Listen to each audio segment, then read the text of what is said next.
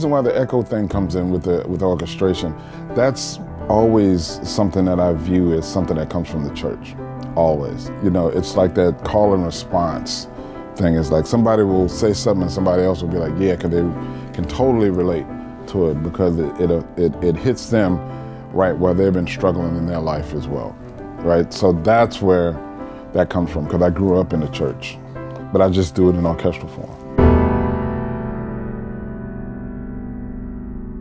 I didn't want to say what trap, but that Pecker would have had a gun in my face. And he was an ass hair away from pulling the trigger. And he didn't. But he could have. And then I would have been dead. For what? Stopping some jerk-offs from playing dress-up? Flip, it's intel. Well, I'm not risking my life to prevent some rednecks from lighting a couple sticks on fire. This is the job. What's your problem? That's my problem. For you, it's a crusade. For me, it's a job. Well, I mean, for me, the thing here is just the main theme. You know,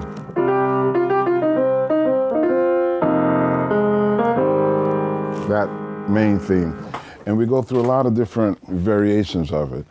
But really, you know, the color of the theme is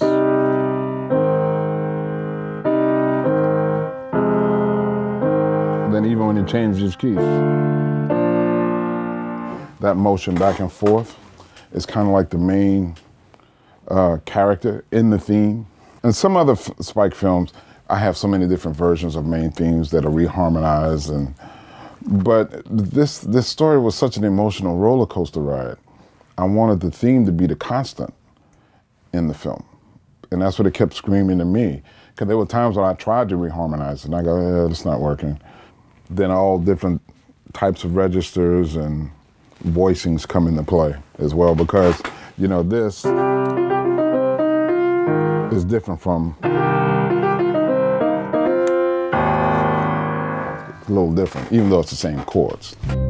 One of the things with Spike's movies is that the music takes on a narrative role, you know, and I don't have to worry so much about period and those types of things with Spike. He always would tell me, he says, okay, you know, it's time for you to take us to the next level, you know, and I know what he means by that. He wants the film to become bigger, you know, when we put the score in it.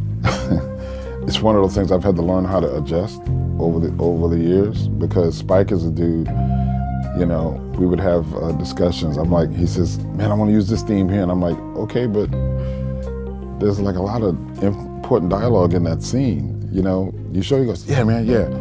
Put the melody. So I've had to learn how to use certain instruments. Alto flute works with anything. Any composer, have an alto flute in your score. You can damn near sit it right next to the dialogue, man, and it won't interfere, which is cool. I think the biggest challenge didn't have to do with any scenes or anything like that. You know, I think it was the overall tone of the film. Where should the orchestra take over? You know, where should the orchestra lay back? Things like that, you know, because there's that fine line between it being emotional and then being way over the top, you know, and I'm always very sensitive to that stuff, you know, because while I know Spike, he loves having the big sweeping moments, you know, in some scenes, you have to pick your battles as to where those are, I think. You're talking to a guy who's a jazz musician who, for a large segment of my career, was writing for 5 instruments total. You know what I mean? And had to figure out ways to be very creative with those 5 instruments. Now you're gonna give me 70, plus all of the pre-production that I can do. It's the most incredible job to have on the planet, I think.